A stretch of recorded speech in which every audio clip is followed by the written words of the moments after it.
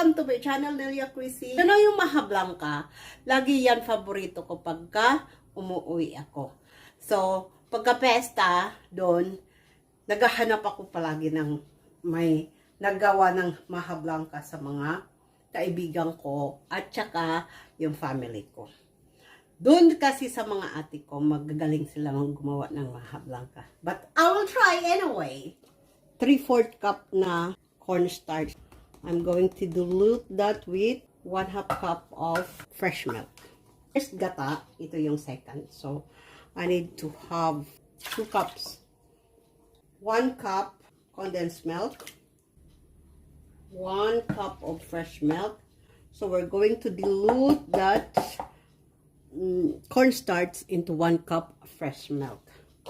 So, lagyan din natin to ng 1/2 cup of sugar.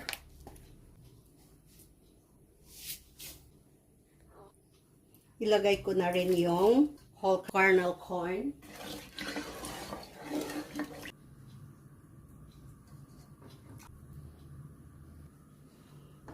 Now, I'm going to mix in the diluted cornstarch. I dilute the cornstarch into 1 cup of fresh milk. Ngayon, ihalo-halo na natin hanggat lumagkit siya.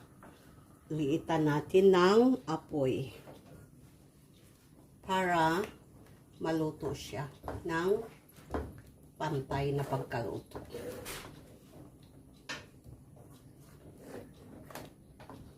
So we need to stir this all the time para hindi siya masunog at saka magbuo-buo. Ito na guys, malapit na siya maluto.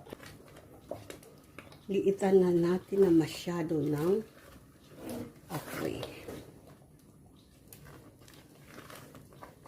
para maluto siya na maigi yung gata.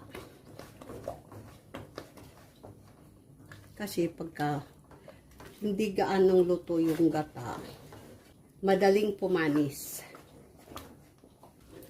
Yung isa kong anak kumakain ito.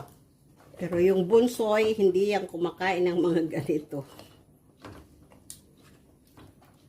Now, I'm going to move it here to the Pyrex para siya lumamig. Lipat na natin siya.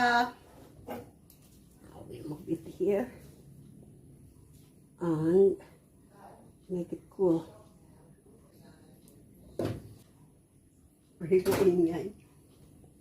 Ayan na guys, ang maja blanca ko.